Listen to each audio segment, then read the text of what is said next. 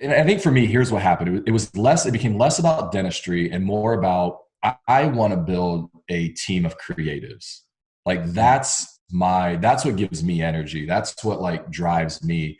And so it's kind of almost like we could do whatever. Like right now, we just happen to be running dentistry through this, but really what I want to do is build. I love creatives. I think that I'm decent with leading them. I love millennials. I love creating safe places for those creatives to just like, you know, come out of their shell, like be themselves and do great work. So that became the driving factor. The other thing too is, Mike, I mean, there's 150,000 dentists in this country. Mm. If we work with 1%, that's 1,500 dentists. That is a massive, massive company.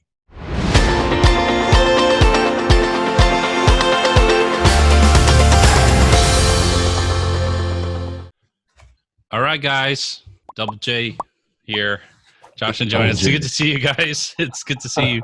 It's been too long. It feels like forever. I know, man. That was what, the end of, November of last year. I think you were hanging out with us. Yeah. I remember it snowed.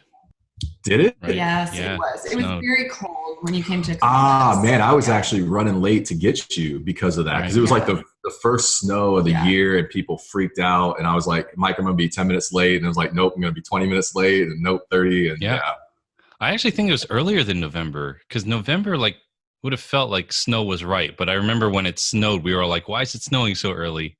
So I don't remember. Yeah. Maybe it was September or something like that. But anyways, it's good to see you guys. Now we're here on the other side of the weather. You know, I told everybody in the intro, like just kind of how we connected and how we spent time together that one weekend. So that was really cool. But now the seats are flipped here and I get to interview you guys. So this is really cool. I saw firsthand what you do with Studio 88 and the agency, and it's awesome. And I just thought that for a lot of folks tuning in, it would be really interesting to see how you guys have really built and I say this in air quotes, like a real business. Because, you know, sometimes I feel like those of us who are in this personal brand space, like I am, don't really have a quote unquote real business. Like I don't have an office. I don't have employees. I can't sell my business. You guys can. So can you share a little bit about how you built Studio 88 around like your personal brand? I don't know if this is more a Josh question or a Joanna question, but can you guys talk a little bit about that? No, that's a great point, because it's funny, you know, like there's times where I'm like, is this a real business? You know, because I think it just starts off such a hobby and an idea, and a couple of friends and I doing hustle work on the side for some extra income, and then it kind of grows and adding some other people. But yeah, when you stop and look back, all of a sudden there's like one day where you're like, oh, like, no, this is legit now, you know? Mm-hmm. So it's been a fun ride. I think, you know, I've been in dentistry for about 18 years, which is kind of crazy to say that. But started Studio 88 about 7 years ago. And really when we had that opportunity to do that, there was kind of two options, right? Like we either do greatdentalmarketing.com, like, and just be part of all that noise out there and come up with just some like name, you know, like that. But I just felt like there was so much noise, and how do you even like really connect with a company? And so when we started it, I had 12 years in the industry and just lots of networks and trust and experience. And so we thought, you know what, let's leverage my personal brand first and connect with people around marketing and building trust and creating confident strategy. And then we could be like, oh yeah, and by the way, we can provide those solutions too. So it was a really interesting play. We actually built joshuascott.com before we built studio88.com. Oh, I didn't know that. Here's what's funny, man. We're kind of like this website company, this website digital marketing company, didn't have a website for 3 years. And we actually kind of like laughed about it. We actually hated the point where it was like, okay, fine, like let's get a website. Yeah. Because we just thought it was kind of fun. But ran, you know, ads around me, ran ads around just kind of connecting with somebody, like, hey, build trust with an advisor, and then let's talk about like working together from there. So yeah, so you were in this industry and then you stayed in marketing in the industry. Was there ever a time when you guys felt like you wanted to get out of the dentistry niche and like go do something more broad? Or did you just figure like, here's where all my contacts are, here's where my, my network is? What was that like? Because a lot of people have trouble niching down and staying niched. Yeah. Yeah, man. You know what? When we finally got into this and created, I'd call it get through that survival phase and into like a stability kind of place. I think businesses have these like phases, and phase one is like, let's just survive. Like let's get an income, let's survive. Once we got through that and we had like some stability now, that question came up. Absolutely. And I think for me, it's because I kind of fell into dentistry by accident. Like I was never sitting there in high school, like, man, I want to be in the dental profession. And I don't know that most people are, unless you want to be a dentist or, clinically a hygienist. But I kind of fell into it by accident. So yeah, I have this moment where it's like, okay, things are stable. We could probably do whatever we want. What do we want to do? And it was a real like coming to grips with, and I think for me, here's what happened. It became less about dentistry and more about, I want to build a team of creatives. Like that's what gives me energy. That's what like drives me. And so it's kind of almost like we could do whatever. Like right now we just happen to be running dentistry through this, but really what I want to do is build. I love creatives. I think that I'm decent with leading them. I love millennials. I love creating safe places for those creatives to just like, come out of their shell, like be themselves and do great work. So that became the driving factor. The other thing too is, Mike, I mean, there's 150,000 dentists in this country. If we work with 1%, that's 1,500 dentists. That is a massive, massive company. Like, right. So there's just, I mean, when people go like, well, let's get broad, I'm like, well, there's a huge opportunity here. And at the end of the day, like we honestly can't even invest enough resources and time into saturating that market. So why move? Right. So as you guys have kind of grown with Studio 88, Joanna, where did you come in? Like, when did you come into that journey and that picture? And in what way did you kind of move into that role? Well, a few years ago, I was kind of in the middle of a professional transition. And I know we had dinner with you last year and I kind of talked about that, but It was really interesting. I felt like I was at a crossroads and I knew I had an opportunity and a decision to make. I could either go off and start my own thing and run that, or I could join forces with Josh and work with him. And it was kind of the mindset behind it was really, could we have a stronger relationship in marriage if we partner together? Could our family be stronger if we're running in the same direction than if we're running in separate directions? So, I mean, I kind of thought it was worth a shot. And so a few years ago, I joined the team. Well, I guess technically, I don't know, 2-3 years ago. Yeah. It's all a blur. I don't know. I mean, being his wife, you're in it from the beginning. So, but I officially, it was around 2018, came on as the business development director. And, the most interesting part for me has been just, I don't know, on this whole journey of discovery, realizing that my key unique transfers.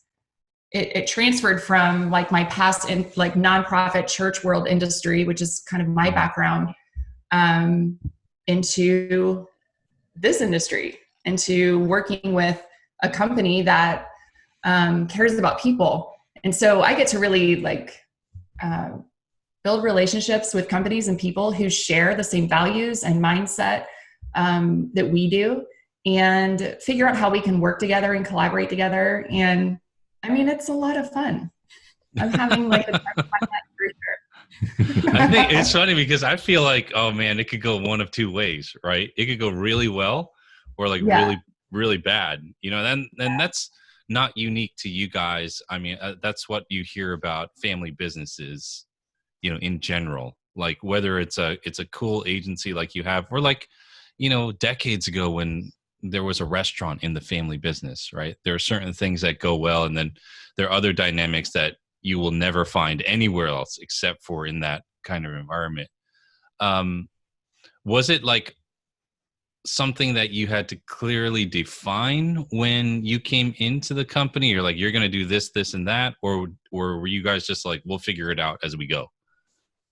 Yeah, I'll jump in on that first, and I'll let you take it. But I think we worked together early on in our career, like first 5 years out of school. We kind of worked together, and always loved that. And I think as we kind of part of this journey as we went on was realizing that we have a value together in our marriage of actually working together, and we're better at that. And so she had been kind of in this career path and was loving it, and that began to change. And so I think from my standpoint, I would always wanted her to be on the team and just saw her tremendous value. You know, I was like, I'm not sure we can afford you, to be honest. So, because honestly, like at our size, I mean, we've got like a full-time business development director. We've got a full-time marketing director.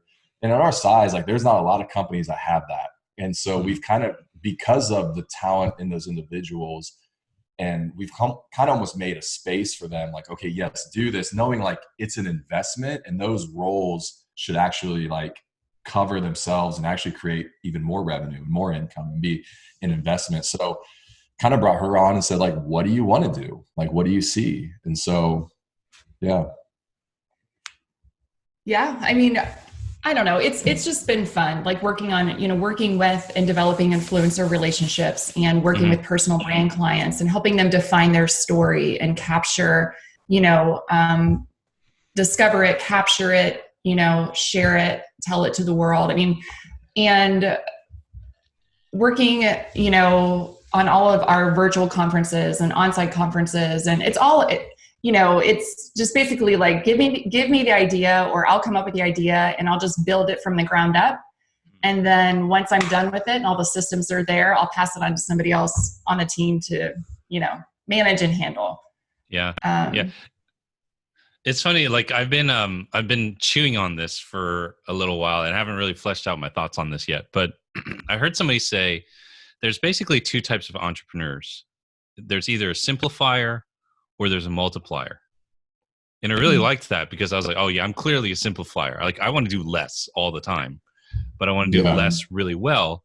But without a multiplier in my life, like that's not going to work, And I just think, there's a lot of discussion like entrepreneurs and like team members, rocket fuel, right? I think we had talked about, right, where there's a visionary and there's an implementer or something like that.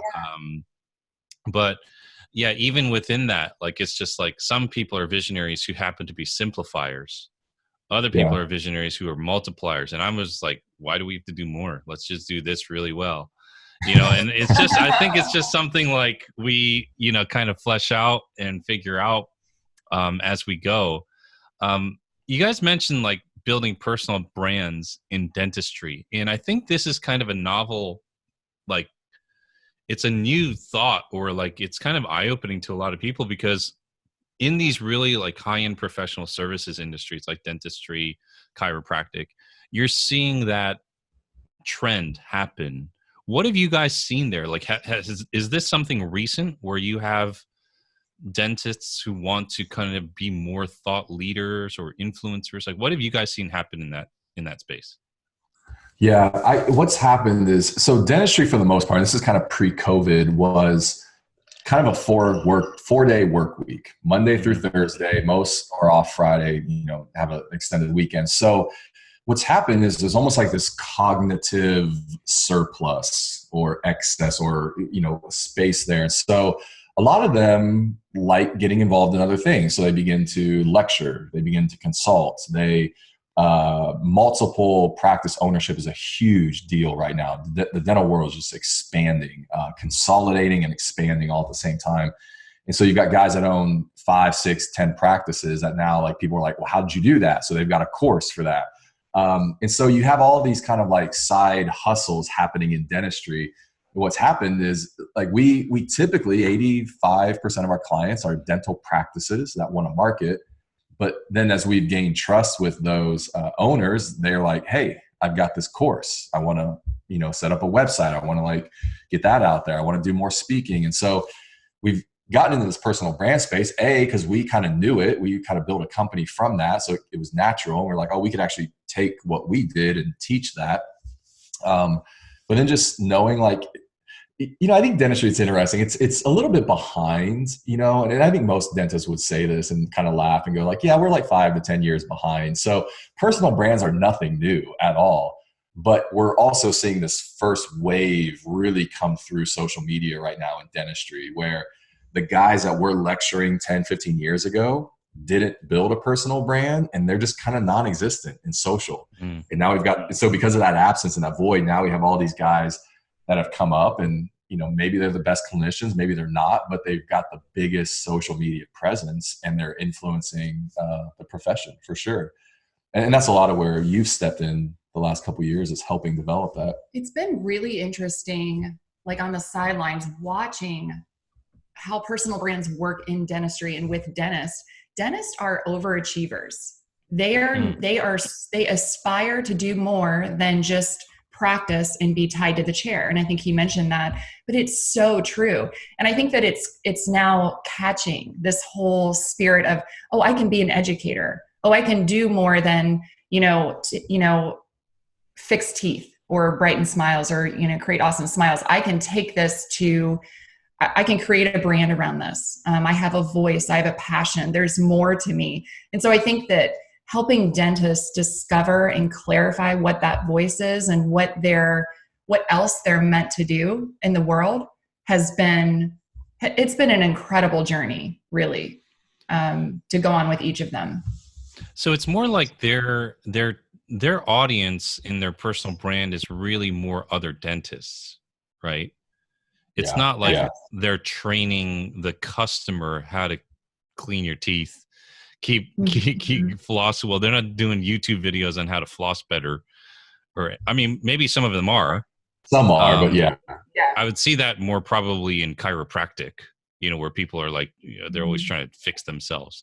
So they're pivoting from a B2C where they're working with people who are obviously coming in for dental needs, and they're really creating these courses for other dentists.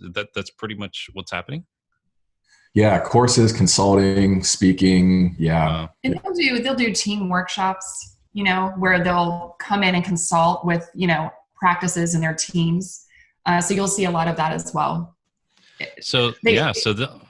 That's cool. So they'll do that, but still keep their practices running if they can.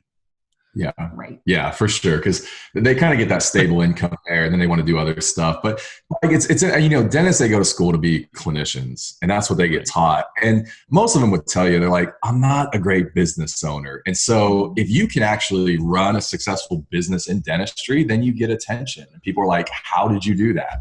So I think that's even a lot of where this is coming from too.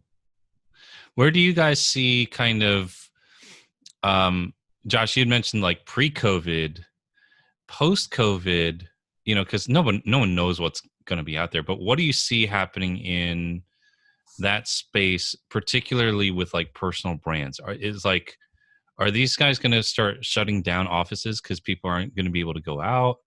Are those clients of yours that have maybe built personal brands and consulting and have these courses, like, are they going to be okay because they built that second revenue stream, or do you feel like it won't be as relevant because there's going to be so much change in the industry?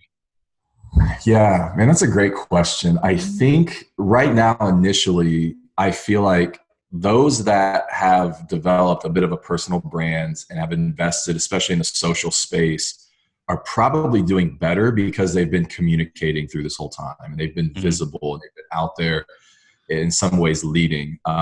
That was kind of our advice week one when this stuff happened. Was I started watching all of our practices and everybody on social go like, hey, we're closed. And immediately I was like, you're not closed. Like, we're open for emergencies. Like, I know hygiene and elective has to be suspended, but the minute you start communicating we're closed and you go radio silent is the second you're going to struggle through this. So I think same thing with personal brands is the guys that have communicated and really stepped up. And I think this has given people a lot of time to invest in that. Like, always wanted to do that. Now where it's getting hit hard is the people that were in the conference space. like for sure. And the speakers, the lectures, people canceling conferences and just taking hits on it. So I think that's going to remain to be seen. But what we've proven through this, though, is that CE, like continuing education, can absolutely take place virtually. And so I think we're going to see more of that. And you're going to see more of these guys pivoting into that space, maybe even hybrid. Like we have some conferences in person, but we also have this virtual offering, as we go. So yeah, it'll be interesting. Yeah, I think pivoting to everything virtual right now is really important, but also hanging on to the hope that we can still have in-person experiences. I know, Mike, you've talked about that on some, like at least one of your past podcasts. And I agree with that so much. There's something about the kind of in the room, like, butts in seats experience that you just can't get virtually. Right. And so I hope that doesn't completely go away. I hope that there's still space where we can safely do that. Yeah, no, you're just fighting human nature at that point. Like people would rather die than be holed up in their in their apartment or their house all the time, no matter how nice the view is. This is kind of like a left turn because I know that this wasn't like totally on topic, but I wanted to like share a little bit about and like kind of get into how you guys prep people when they come in to work with you. Now, I know most of the folks you work with are dentists, but for those of you listening, I was lucky enough to have Josh and Joanna and their entire team like just deck me out for like half a day or for a day. It just arranged photo shoots, wardrobe, hair, makeup, pull micro content from me, all these questions.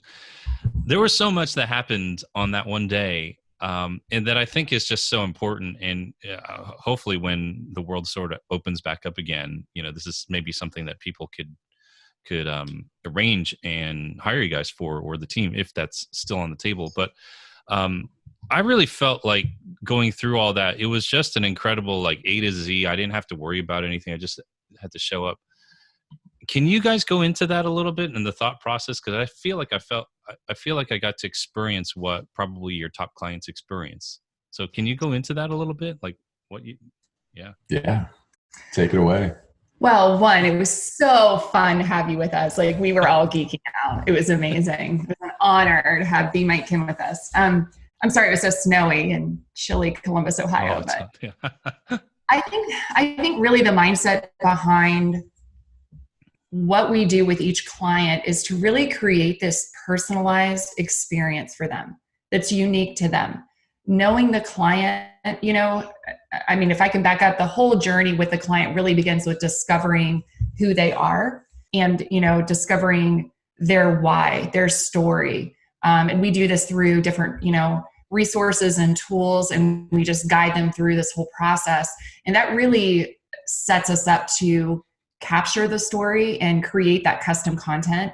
And you got to experience, an on-site, custom photography and video session with our team.